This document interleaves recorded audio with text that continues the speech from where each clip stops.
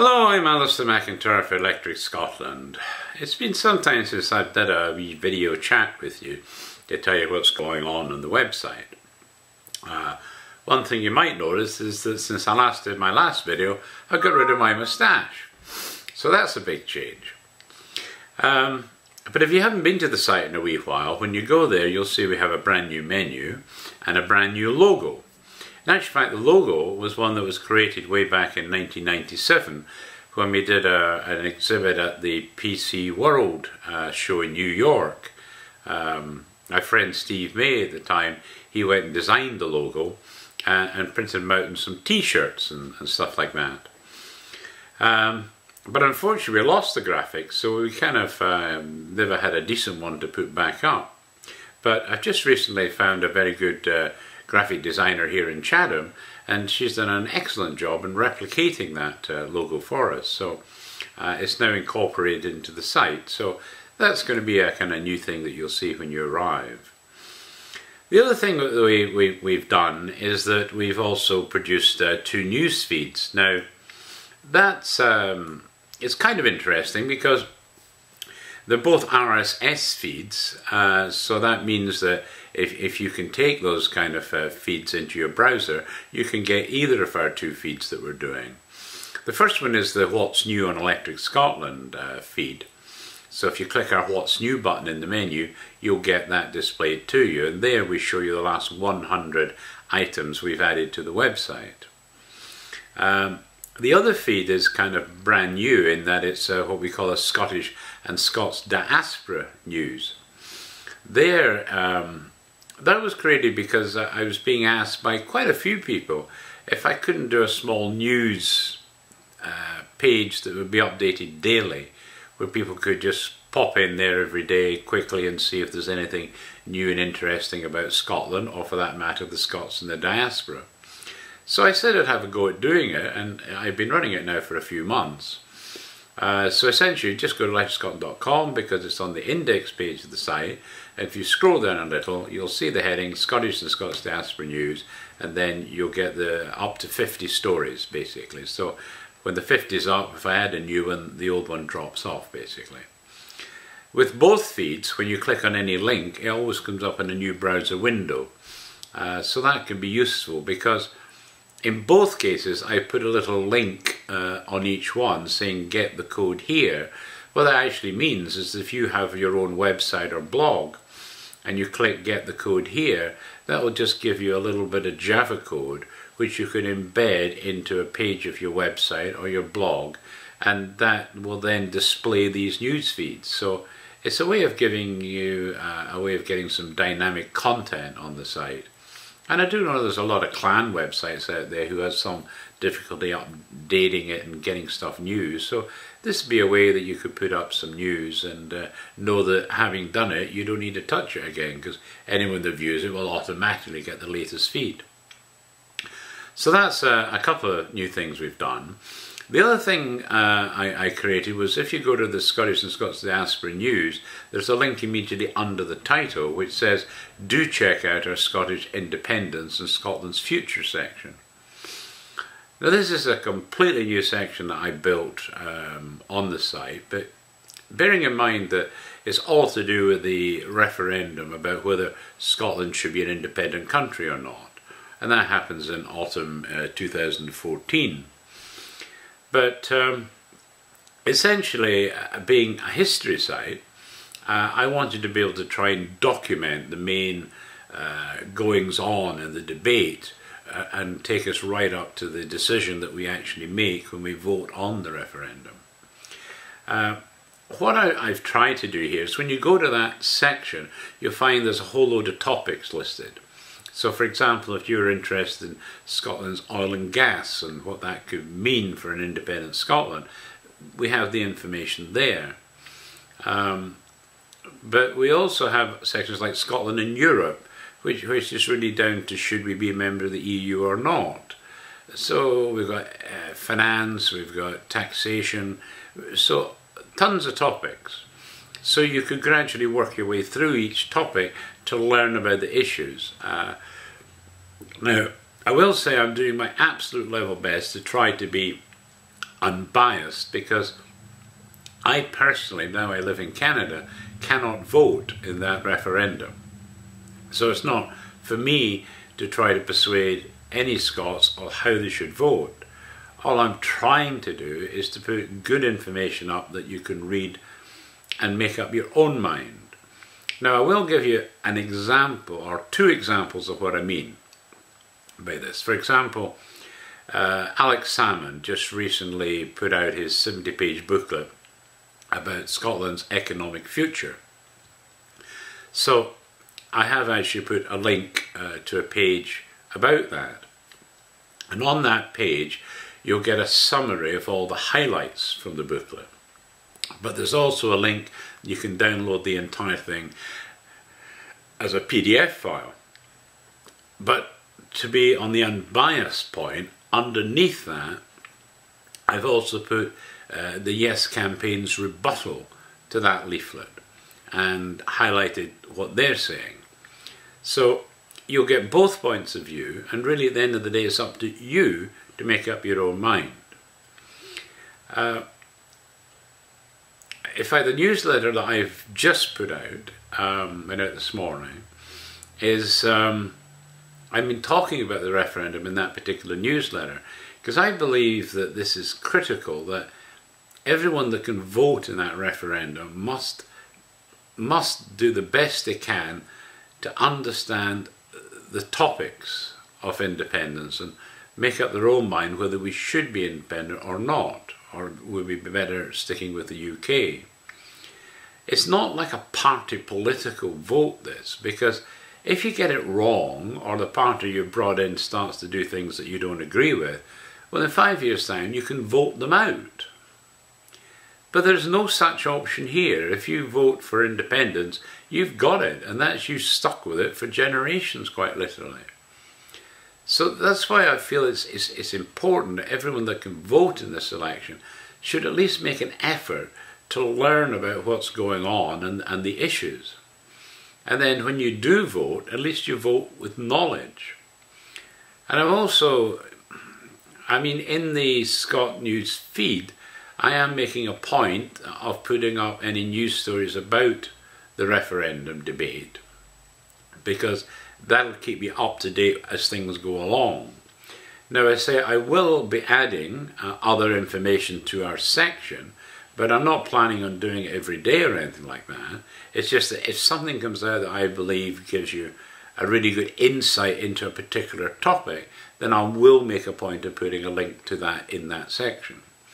For example, if you went to that section, you would see Scotland in Europe.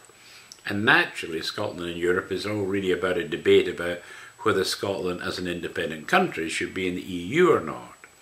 Now, the SNP are clearly bound to determine that we should. Now, this is just an example of how if you try and read and learn about what's going on, it can change your mind. If I was asked a year ago, if Scotland was independent, should we be in the EU, I'd have said, yes, definitely, we need to be in Europe. But having read some of the papers in that Scotland in Europe section, I'm actually now completely against being in the EU. It seems to me that we would give up quite a large chunk of our independence to the EU. And for example, if you go to the World Trade Organization as an example, people that are not in the EU all have an individual vote. But when it comes to being a member of the EU, all member states are just represented in one voice from the EU commissioners themselves. So that means that, for example, if they decided to support some project that Germany and France would be in favour of, then they're likely to get that through, even though it is definitely not in Scotland's interest. But Scotland will no longer have a voice on that kind of very, very important organisation. We'll have to leave it up to the EU to represent us. And I don't think that's right. And if you consider the facts, I didn't know that we'd lost something like 100,000 jobs in the fishing industry in Scotland as a direct result of EU legislation. And that translates into a loss of something like £1.5 billion in revenue for the country. And that's each year. It's not just a one figure. Every year we're losing that and more because we don't have the fishing industry that we once had. And just recently the laws have gone through the EU now has discretion over all Scottish waters right up to our beaches. Well, if they've made such a mess of fishing, what might that do to the oil and gas industry for Scotland?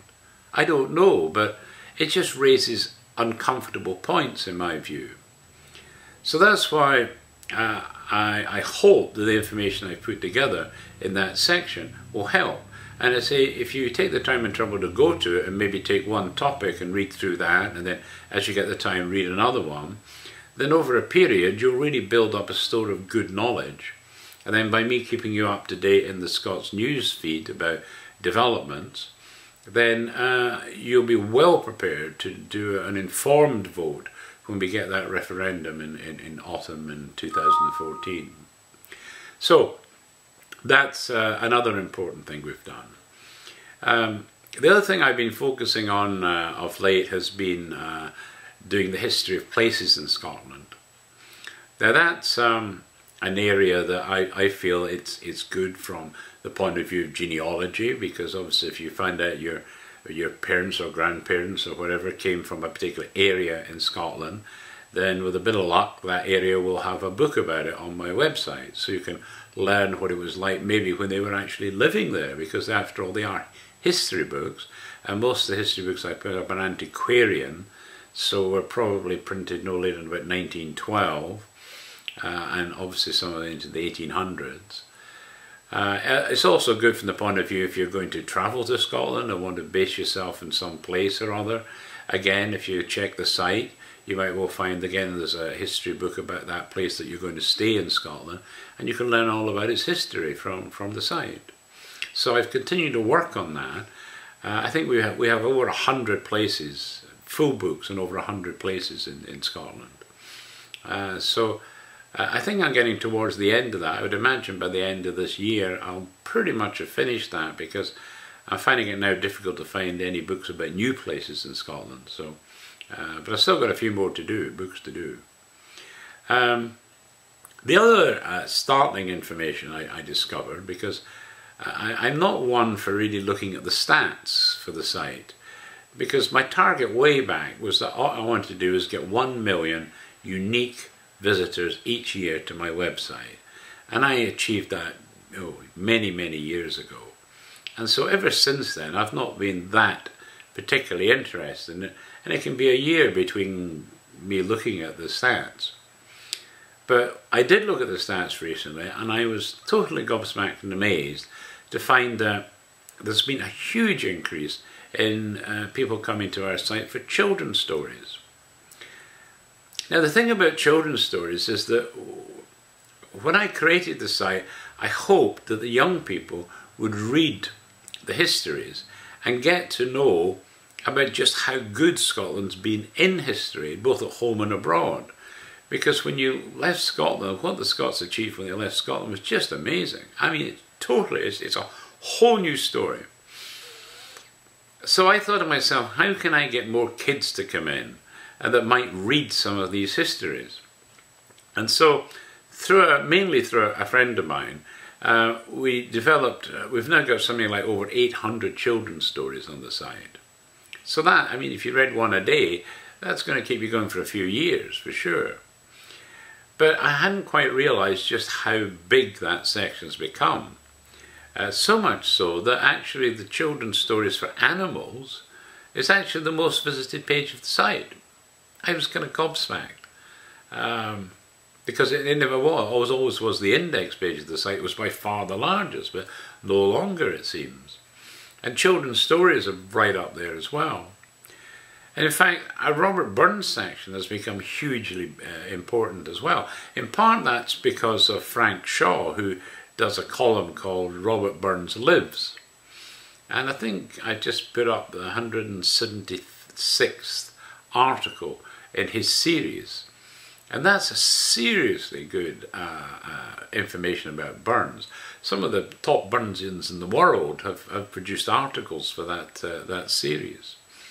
So Robert Burns is becoming much bigger than it was on our site due to the sheer volume of terrific information that we've now got on him. So these are some of the things that I'm doing. I'm currently adding some stories for young readers, because clearly stories is getting a very successful part of our website. So, but a lot of these stories adults can read and enjoy. The other aspect is that I've also created, maybe about 18 months ago now, the Electric Canadian website. And that was because I read an article in the Globe and Mail how most Canadian children know little or nothing of their own country's history. Well, I had a whole ton of Canadian history so that I could extract the Scottish information out of it. But basically the Canadian stuff was just gathering dust now. So I thought, well, I could make that available, and that's why I created the website, electriccanadian.com. And so I've now got all that history material I've got, or I had gathering dust. All of that is now actually up on the website. So it's not, I mean, certainly a fair bit is Scottish, but there's tons more on all the other ethnic groups. And I've also been doing a little extra work on it. I've just completed quite a chunk of information on the First Nations and the Inuit and the Métis peoples, so the Aboriginal peoples of Canada. And I keep putting up interesting bits and pieces. Like, for example, I'm not particularly into music, but there's a guy, Stomping Tom Connors, who apparently is absolutely famous in Canada. He's a great Canadian folk singer. I'd never heard of him, I have to admit. But when the news was in Canada was all about Stomping Tom when he died, and there was a huge memorial concert for him. And I kind of looked to that, and frankly, I thought he was brilliant. And I was amazed I hadn't even heard of him. So I put up a page in tribute to him. And I'm starting to try and put a little bit more information up on that front as well. So, and also Hatfield, the Canadian who was the head of the space station, commander of the space station, he had, by all accounts, had a very successful 5 months trip up there. And his final video, I think, got millions of views on the Space Oddity. So I put up a tribute page to him. And since then, I've been getting some biographies in from just, I would say, ordinary but extraordinary Canadians, that somewhere along the line they've written an autobiography and it's been published usually for private circulation amongst family. But a few of those people have actually shared the book with me and allowed me to put it up on the website. So, like, I've got Jack the Barber. He's in London, Ontario. He's stone deaf. He lost his hearing through scarlet fever when he was about 12 and totally lost his hearing at 14. So basically he's talking about his life, young life, being brought up on a farm. And in these early days in youth, he used to go out to the west of Canada to help with the harvests out there. But eventually ended up with a barber shop. And frankly, I found the book to be tremendously interesting and very, very readable, and I thoroughly enjoyed the read. So that's now up on the website. But I've got some other books from, like, Dutch people and people that came from Poland have written their stories about their experiences in the Second World War, and then how they eventually came to Canada and how they settled and made a success here in the country. So I think the Electric Canadian site has become quite a good resource for enjoyable reading. So I hope you might visit that from time to time and have a wee look and see how we're getting on. And certainly on the Canadian one especially, I'd be very keen to get anyone that's got anything to contribute.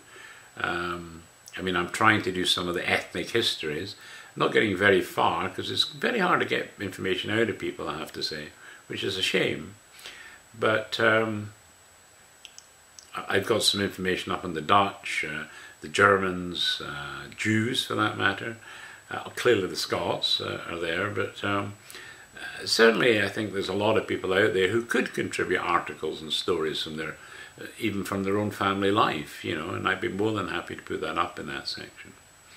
So there's a little bit of an update. on what Electric Scotland's been doing. As I say, it's like, oh yes, one thing I do need to tell you about is we've added a comment system to both the sites, Electric Scotland and Electric Canadian. So it now means if you hit any page on the website, at the very bottom of it, you get the opportunity to add a comment. Now, the system's working exactly the same as newspaper websites, in that you have to log in to be able to post, and also when you do post a message, it does go first to moderation before it will appear on the site. To be honest with you, the moderation is pretty much just so that we eliminate spam. We're not doing it to do any vetting, you might say. But obviously if someone's using a lot of swear words or something like that, we won't let the comment go through. But the thing about it is that if you, for example, if you were interested in your clan, and you went to your clan page in Electric Scotland, and you personally or someone you knew was going to be running a clan tent at a particular Highland Games, you could add a comment to that effect on the clan page, and obviously if you put the name of the games and the address and where it is, then people reading that would know they could go there. But I think what would be equally important is that after the games, it'd be great if they came back and added another comment to give us a wee report on how the games went. And hopefully people reading that will think, oh, we must make a point of going to the one next year. And again, you're free to come in and, early as you like, put up the date of the next games that you're going to be at. So in many respects, it's like turning a static page into a dynamic page. If you've got information to add, or for that matter, there may be information on the site that is incorrect. And because you've made a point of studying this particular topic, you know that there is a mistake there. Because bearing in mind, I've got a lot of antiquarian books up, and they were published many years ago before we had the benefit of the internet and the ease of getting so much information. So if you were reading a page and said, oh no, you've got the wrong name here, this is such and such, add a comment, tell us about it, and that'll be permanently against that page on the site, because all the comments will stay there forever. So it's a way of giving us current information, but also correcting information or adding new information that you might have that we don't have. So to my way of thinking, the comment system is a brilliant way of doing that. So I hope you'll make good use of it. The only page the comment system isn't on is actually on the index page of our site, because I didn't see much point in that. But on all other pages, the comment system will always appear at the foot of the page. So please do make use of it, and hopefully that will help you as well. Okay, so that's just maybe the summary of what's going on. Still working away here in Canada. Still putting stuff up every day, so it's there's a lot of new stuff going on all the time.